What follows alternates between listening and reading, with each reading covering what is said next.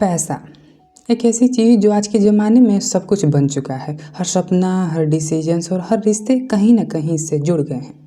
लेकिन क्या पैसे के पीछे भागना ज़िंदगी का असली मकसद है? आज के मिडिल क्लास अपने हर सपने के लिए कर्ज ले रहे हैं, दिखावा करने के लिए अपनी सेविंग्स ख़त्म कर रहे हैं और इस चक्कर में अपना खुद के फ्यूचर को रिस्क में डाल रहे हैं। तो क्या पैसा सब कुछ बन चुका है? मॉर्गन हाउसल की किताब द साइकोलॉजी ऑफ मनी एक सिंपल लेकिन इम्पैक्टफुल सच दिखाती है। फाइनेंशियल सक्सेस का राज आपके बिहेवियर और प्रायोरिटी में छिपा है, न कि सिर्फ इनकम या नॉलेज में। आज की समरी में हम उन्हीं चैलेंजेस और उनके सॉल्यूशंस को समझने की कोशिश करेंगे जो हम सबको फेस करनी पड़ती है। तो चलिए पैसे और ज़िंदगी के इस अनोखे इक्वेशंस का सच समझते हैं। पहला लेसन है पैसा और व्यवहार का। यहाँ इस किताब में एक ऐसी कहानी सुनाई गई है जो हमें डीपली सोचने पर मजबूर करती है। रोनाल्ड रीड की। वो एक आम जैनिटर थे, यानी चौकीदार, जिसकी ज़िंदगी एकदम सिंपल थी। उन्होंने लाइफ में महंगा घर नहीं खरीदा, ना ही अननेसेसरी चीज़ें खरीदने का शौक़ था। वो अपनी सैलरी का छोटा सा हिस्सा इन्वेस्ट करते थे और सबसे बड़ी बात, उन्होंने उसे ग्रो होने का टाइम दिया। उनका पेशेंस और डिसिप्लिन इतना स्ट्रॉन्ग था कि उन्होंने $8 मिलियन का वेल्थ क्रिएट कर लिया, और ये भी बिना किसी फ्लैशी लाइफस्टाइल के। और दूसरी तरफ एक और व्यक्ति हैं, रिचर्ड फुस्कॉन। एक हार्वर्ड MBA ग्रेजुएट थे जो एक हाई प्रोफाइल फाइनेंशियल एग्जीक्यूटिव बन गए। एक समय पे उनका नाम इलाइट सर्कल में था। उनका घर इतना बड़ा था कि उसके मेंटेनेंस का खर्चा ही $90,000 पर मंथ था। लेकिन उन्होंने अपनी लाइफस्टाइल को फंड करने के लिए हाई रिस्क लोन लिया, और जब फाइनेंशियल क्राइसिस आया उनका पूरा सिस्टम कोलैप्स कर गया। इनकी ज़िंदगी से हमें ये सीखने को मिलता है कि पैसे कमाना अलग बात है और उसे संभालना अलग। किताब बार बार ये पॉइंट हाईलाइट करता है कि ज़िंदगी में फाइनेंशियल स्टेबिलिटी अचीव करना इंटेलिजेंस का नहीं, व्यवहार का खेल है। हर किसी का एक्सपीरियंस अलग होता है। अगर किसी ने गरीबी देखी तो वो ज़्यादा सेविंग पर फोकस करेगा। अगर किसी ने हमेशा एविडेंस देखा है तो उसके लिए पैसा बस एक टूल बन जाता है। एक और कहानी है एक टेक एग्जीक्यूटिव का, जो अपने 20वीं में ही वाईफाई राउटर के एक इम्पोर्टेंट कंपोनेंट का पेटेंट करवा चुका था। उसकी इंटेलिजेंस और सक्सेस ने उसके लिए करोड़ों कमाए, लेकिन उसका पैशंस के साथ व्यवहार एकदम चाइल्डिश था। उसके पास इतना पैसा था कि वो अपनी पॉकेट में $100 बिल का एक पूरा बंडल लेकर घूमता था और लोगों को बिना वजह के दिखाता था। एक बार वो एक ज्वेलरी शॉप में गया। वहाँ उसने $1000 के गोल्ड कॉइन खरीदा और अपने दोस्तों के साथ समंदर के पास पत्थर की तरह समंदर में फेंकने लगा, सिर्फ मज़े के लिए। लेकिन ये व्यवहार ज़्यादा दिन तक टिका नहीं। कुछ ही सालों बाद वो बैंकरप्ट हो गया। जो इंसान अपने टैलेंट की वजह से करोड़ों कमा सकता था, वो फाइनेंशियल डिसिप्लिन की कमी की वजह से सब कुछ खो बैठा। ये एग्जाम्पल ये दिखाता है कि पैसे कमाने के लिए इंटेलिजेंस ज़रूरी है, लेकिन उसे संभालने के लिए एक अलग माइंडसेट चाहिए। अगर आपका व्यवहार पैसे को रिस्पॉन्सिबली हैंडल करने का नहीं है, तो आप जितना भी कमा लें वो ज़्यादा देर तक आपके पास नहीं टिकेगा। तो हमें पैसे के साथ डिसिप्लिन में रहना चाहिए। एक दिन आप पैसे ज़रूर कमा लेंगे, लेकिन वो पैसे आपके पास कितने देर तक रहेंगे ये संभालना मुश्किल है। हम अननेसेसरी खर्चे, दिखावे की ज़िंदगी में सब कुछ गंवा देते हैं। तो हमें इससे ये सीख मिलती है कि डिसिप्लिन और पेशेंस का रोल को समझें। रोनाल्ड रीड की कहानी और टेक एग्जीक्यूटिव की कहानी एक साथ एक इम्पॉर्टेंट लेसन देती है। सिंपल लिविंग और फोकस सेविंग ही फाइनेंशियल इंडिपेंडेंट का असली चाबी है। फाइनेंशियल डिसीजंस लेना सिर्फ करेंट ट्रेंड्स या सोसाइटल प्रेशर का पार्ट नहीं होना चाहिए। आपके गोल्स हमेशा लॉन्ग टर्म फाइनेंशियल स्टेबिलिटी होनी चाहिए। अब हम आगे बढ़ते हैं। दूसरी इम्पोर्टेंट चीज़ जो ये बुक हमें सिखाती है वो है लक और रिस्क के बारे में। ज़िंदगी के हर आउटकम्स में एक चीज़ कॉमन होती है, एफर्ट और कॉन्टेक्स्ट के साथ लक और रिस्क का असर। हम अक्सर किसी की सक्सेस को उसके हार्ड वर्क का रिजल्ट मानते हैं और फेलियर को उसकी गलती। लेकिन क्या ये हमेशा सच है? नहीं। किताब इस बात को समझाने के लिए एक पावरफुल एग्जाम्पल देती है, बिल गेट्स और केंट इवान की कहानी। बिल गेट्स का नाम आज दुनिया भर में सब जानते हैं, लेकिन उनकी सक्सेस एक बड़ा कारण था उनका एक्सपेक्टेशनल स्कूल, जिसका नाम था लेक साइड स्कूल। ये दुनिया का एक गिने चुने स्कूलों में से एक था जहां 1968 में कंप्यूटर का एक्सेस था। तब ज़्यादा यूनिवर्सिटी के पास इतना एडवांस सिस्टम नहीं होता था। लेक्साइड स्कूल ने बिल गेट्स और उनके दोस्त पॉल एलन और केंट इवान को कंप्यूटर प्रोग्रामिंग सीखने का एक मौका दिया। बिल और केंट एक टीम की तरह काम करते थे। दोनों एम्बिशियस थे और अपने फ्यूचर के प्लान्स डिस्कस करते थे, जैसे सीईओ या लीडर बनने का सपना देखते थे। लेकिन ये सपना पूरा नहीं हो सका। केंट इवान एक क्लाइंबिंग एक्सीडेंट में अपना स्कूल डेज में ही चल बसे। एक ही स्कूल, एक ही अपॉर्चुनिटी, पर एक को लक मिला और दूसरे को रिस्क ने ले डूबा। ऑथर हमें ये समझाना चाहते हैं कि लक और रिस्क एक ही सिक्के के दो पहलू हैं। हर फाइनेंशियल डिसीजंस में इनका एक इनविजिबल रोल होता है। लक सक्सेस का हीरो है। बिल गेट्स का लेक्साइड स्कूल में एडमिशन होना एक 1 in a million चांस था, और रिस्क फेलियर का विलन है। केंट इवान के साथ एक अनफॉर्चुनेट एक्सीडेंट हुआ जो उनकी कहानी को वहीं ख़त्म कर गया। ये दोनों कहानियाँ हमें ये दिखाती हैं कि हमारे डिसीजंस हमेशा हमारे कंट्रोल में नहीं होते। किसी की सक्सेस या फेलियर को समझने से पहले हमें उसके कॉन्टेक्स्ट और उसके सर्कमस्टांसेस को देखना ज़रूरी है। अब ज़रा अपने आसपास देखिए। एक ही फैमिली के दो बच्चे अलग अलग तरह के फाइनेंशियल आउटकम्स दिखाते हैं। एक अच्छे कॉलेज में एडमिशन लेकर हाई पेइंग जॉब ले ली क्योंकि उसके पेरेंट्स उसका एजुकेशन फंड कर सकते थे। दूसरा वहीं टैलेंट होने के बावजूद किसी सस्ते कॉलेज गया और अपनी ज़िंदगी क्रेडिट कार्ड का कर्ज उतारने में लगा दिया। ये सिर्फ हार्डवर्क की बात नहीं है, ये लक और एक्सेस का खेल है। लक ये तय करता है कि आपको कहाँ अपॉर्चुनिटी मिलेगी, और रिस्क ये तय करता है कि आप उन्हें कितना संभाल पाते हैं।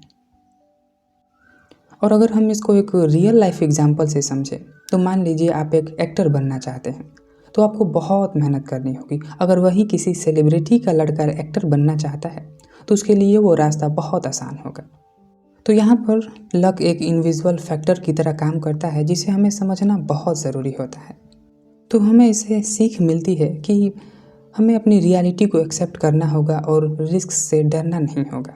फाइनेंशियल लाइफ में आपको लक का रिस्पेक्ट और रिस्क का ध्यान रखना होगा। ये दोनों साथ चलेंगे और इन्हें समझना ही बेटर फाइनेंशियल डिसीजंस का बेस है। अगर आप मेहनत कर रहे हैं और फिर भी फेल हो रहे हैं, तो इसका मतलब ये नहीं है कि आप में हार्डवर्क की कमी है या प्लानिंग की कमी है। हो सकता है कि कभी कभी हवाओं का रुख आपके पक्ष में ना हो।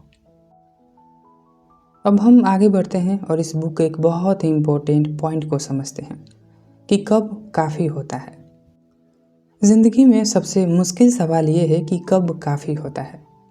ऑथर हमें बताते हैं कि ज़्यादातर लोग पैसे कमाने के पीछे भागते हैं, लेकिन उनका गोल हमेशा बदल जाता है। पैसा कभी काफ़ी नहीं लगता और इसी वजह से वो गलत डिसीजंस लेते हैं। मॉर्गन हाउसल इस कॉन्सेप्ट को समझाने के लिए रजत गुप्ता और बैरनी मेडॉफ का कहानी शेयर करते हैं। रजत गुप्ता एक कोलकाता में पैदा होने वाले इंसान, जिन्होंने अपनी ज़िंदगी एक स्ट्रगल से शुरू की थी। एक समय था जब वो एक भी मील अफोर्ड नहीं कर सकते थे, लेकिन अपनी मेहनत की वजह से वो मैकिन्सी कंपनी के सीईओ बन गए, दुनिया के सबसे प्रेस्टिजियस कंसल्टिंग फर्म में से एक। उन्होंने $100 मिलियन की वेल्थ बनाई, जो उन्हें एक सिक्योर और लग्जरी ज़िंदगी जीने के लिए काफ़ी थी। उनके पास सब कुछ था, एक अच्छी बीवी, अच्छा परिवार, अच्छा घर और खुशी। लेकिन उनके लिए ये काफ़ी नहीं लगा। गुप्ता बिलियनर बनना चाहते थे और इसी लालच ने उन्हें इनसाइडर ट्रेडिंग जैसे इलीगल काम करने पर मजबूर कर दिया। गोल्डमैन सैक्स के ब्रॉड मेंबर के रूप में उन्होंने कॉन्फिडेंशियल इंफॉर्मेशंस के एक हेज फंड मैनेजर को दी, जिसे उन्होंने $17 मिलियन का प्रॉफिट किया। जब उनका स्कैम सामने आया तो उनका नाम और करियर ख़त्म हो गया। जो इंसान अपनी ज़िंदगी एक इंस्पायरिंग कहानी बना सकता था, वो एक एग्जाम्पल बन गया कि लालच इंसान को कैसे गिरा सकता है। और हमें भी ये समझना होगा कि हमें कहाँ रुकना चाहिए। रजत गुप्ता ने उस चीज़ के लिए सब कुछ दांव पर लगा दिया जिनकी उन्हें ज़रूरत भी नहीं थी, और सब कुछ उनके हाथों से एक रेत की तरह फिसल गया। लालच के कारण इंसान अपनी बाउंड्रीज तोड़ देता है। जब तक आपको ये समझ नहीं आता कि काफ़ी क्या है, तब तक आपका रिस्क टेकिंग और रिग्रेट बदलता ही जाएगा। इसे हमें ये सीखने को मिलता है कि एनफ एक ऐसी वैल्यू है जो आपको दिखावा और ग्रीड से बचा सकती है। काफ़ी होने का एहसास ही असली दौलत है। अगर आप अपने रिसोर्सेस और ज़रूरतों में बैलेंस रखना जानते हैं, तो आप फाइनेंशियल स्ट्रेस और रिग्रेट से दूर रहेंगे। और इसका एक महत्वपूर्ण कारण ये भी है कंपैरिजन का जाल। आज लोग अपने आप को सिर्फ अपने आसपास के लोगों से कंपेयर करते हैं। एक इंसान एक महंगी कार खरीदता है सिर्फ इसलिए क्योंकि उसका दोस्त के पास ऑलरेडी एक लग्जरी कार है। ये कंपैरिजन के रूप में कभी ख़त्म ही नहीं होता और एक अनलिमिटेड लूप क्रिएट हो जाता है।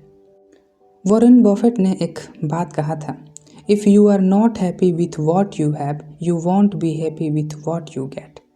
अगर आपके पास जो कुछ है उससे आप खुश नहीं हैं तो और ज़्यादा पाकर भी आप खुश नहीं होंगे। ये बात फाइनेंशियल ग्रीड की सबसे बड़ा सच है।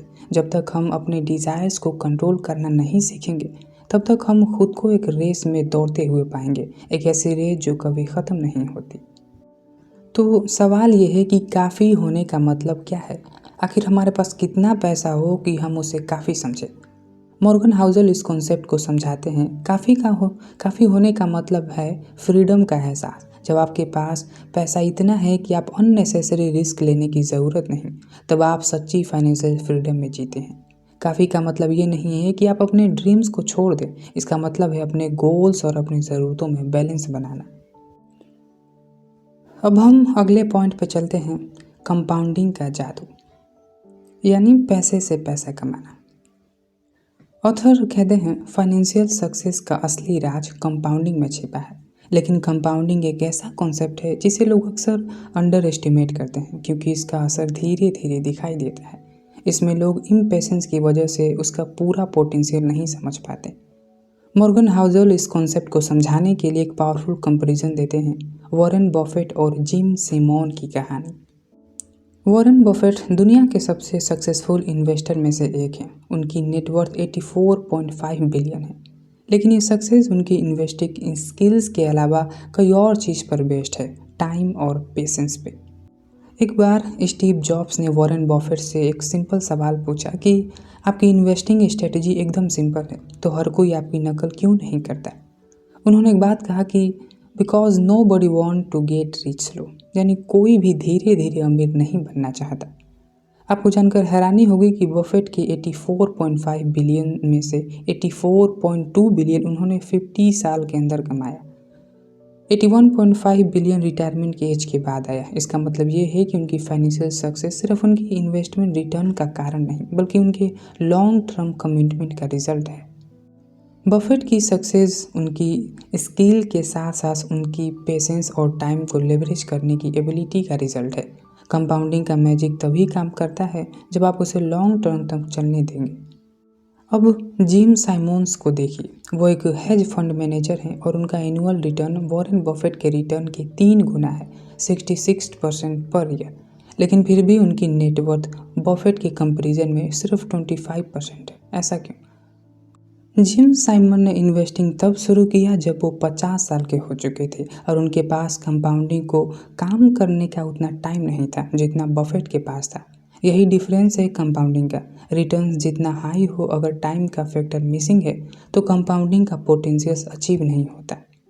और हाई रिटर्न्स शॉर्ट टर्म में काम आते हैं लेकिन लॉन्ग टर्म स्टेबिलिटी और पेशेंसी कंपाउंडिंग को अनलीज करते हैं। यही वजह है कि बफेट की जर्नी एक टाइमलेस एग्जाम्पल है कि कैसे छोटी शुरुआत भी एक्स्ट्रा ऑर्डिनरी रिजल्ट दे सकती है, बस अगर आप शट अप एंड वेट करना सीख लें। तो हमें इससे सीख मिलती है कि कंपाउंडिंग का असली राज पेशेंस है और टाइम भी एक बड़ी एसेट है। आप जितना जल्दी सेविंग और इन्वेस्टिंग शुरू करेंगे, आपका टाइम फैक्टर कंपाउंडिंग को उतना ही पावरफुल बनाएगा। अब अगला पॉइंट है सेविंग का। मॉर्गन हाउसल सेविंग को आज़ादी से जोड़ते हैं। वो कहते हैं कि असली फाइनेंशियल सक्सेस सिर्फ पैसे कमाने में नहीं बल्कि उसे संभालने और बचाने में है। लेकिन सेविंग्स को लोग अक्सर अंडर एस्टिमेट करते हैं। वो इसे एक बर्डन या अननेसेसरी चीज़ मानते हैं, जबकि ये उनकी फाइनेंशियल फ्रीडम का सबसे बड़ा टूल है। किताब इसी कॉन्सेप्ट को रियल वेल्थ इज़ इनविजिबल कह के समझाती है। ज़्यादा लोग वेल्थ का मतलब सिर्फ दिखावा समझते हैं, महंगी कार, बड़ा घर, ब्रांडेड चीज़ें, लेकिन किताब एक डीपर पर्सपेक्टिव देती है। असली वेल्थ वो है जो आपको चॉइसेस और डिसीजंस को कंट्रोल देती है।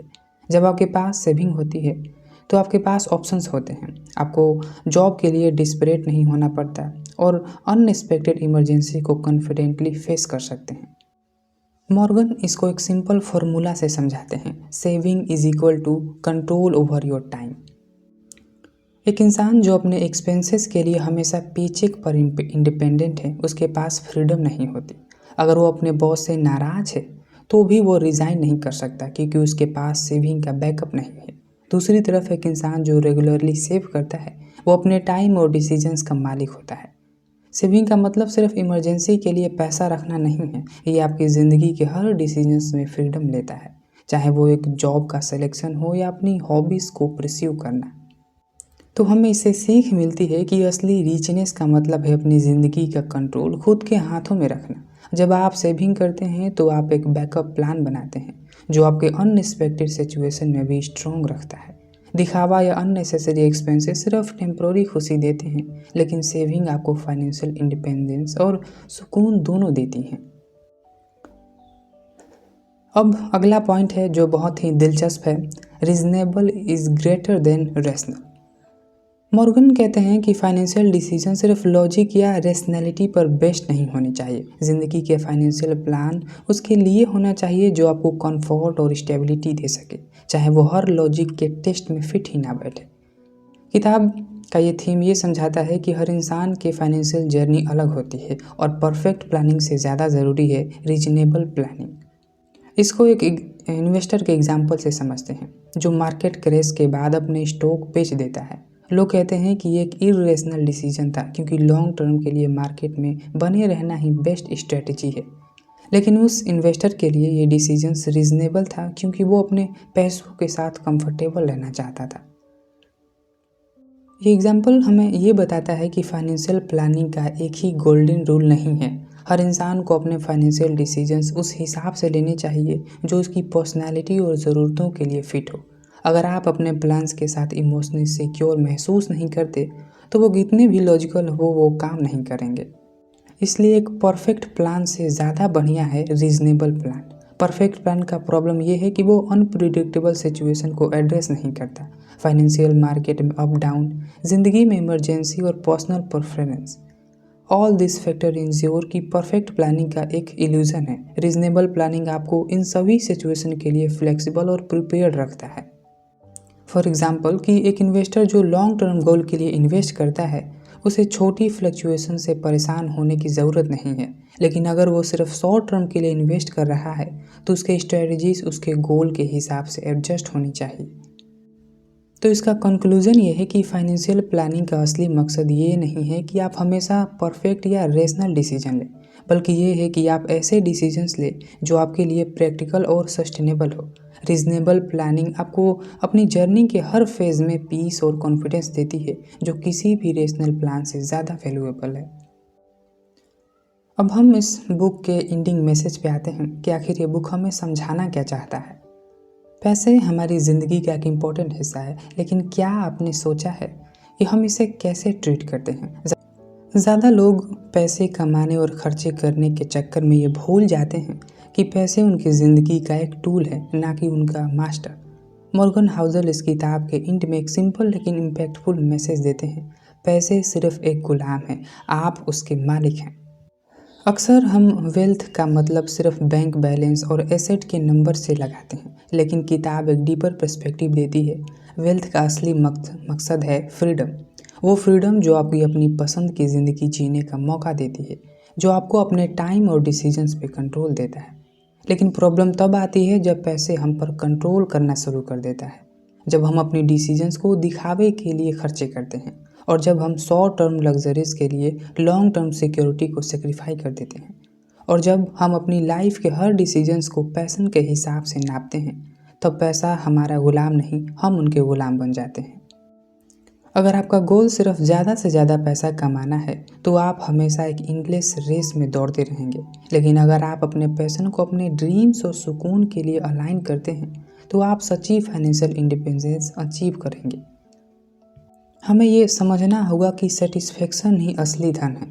अगर दुनिया का सबसे अमीर इंसान भी अगर अपने पास जो है उससे खुश नहीं है तो वो कभी सेटिस्फाइड नहीं होगा। वॉरेन बफेट एक और इम्पोर्टेंट लाइन कहते हैं, the happiest people are those who have found a way to be rich in non monetary terms. यानी असलियत में सबसे खुश वो लोग होते हैं जिन्होंने अपनी ज़िंदगी में पैशन के अलावा दूसरी चीज़ें समझ ली हैं जो उन्हें अमीर बनाती हैं। जैसे समय, रिलेशनशिप और peace of mind. Morgan Housel की किताब एक सिंगल लाइन में कंक्लूड किया जा सकता है कि जो लोग पैसा कमाने से पहले पैसा समझ लेते हैं वही सच्ची फाइनेंशियल सक्सेस अचीव करते हैं। पैसे कमाने के लिए इंटेलिजेंस से ज़्यादा ज़रूरत है डिसिप्लिन की। लक और रिस्क दोनों को समझना ज़रूरी है, क्योंकि ज़िंदगी के हर फाइनेंशियल डिसीजंस में इनका रोल होता है। काफ़ी होने का एहसास आपको ग्रीड से बचा सकता है। कंपाउंडिंग का मैजिक पेशेंस और टाइम के साथ आता है, और सबसे ज़रूरी, सेविंग करना आपकी फ्रीडम और सिक्योरिटी का सीधा रास्ता है। ये किताब सिर्फ पैसे कमाने का एक गाइड नहीं, बल्कि ज़िंदगी जीने का एक नज़रिया देती है। पैसा तभी वैल्यूएबल है जब आप अपने कंट्रोल में हो। आपके डिसीजंस को समझदारी से प्लान करें, क्योंकि फाइनेंशियल सक्सेस सिर्फ बैलेंस और माइंडफुल से आता है, ना कि ज़्यादा पैसे से। तो आज के लिए बस इतना ही था। मैं मिलता हूँ आपसे अगले एपिसोड में एक नए टॉपिक के साथ। तब तक के लिए धन्यवाद। मेरा नाम है आकाश कुमार।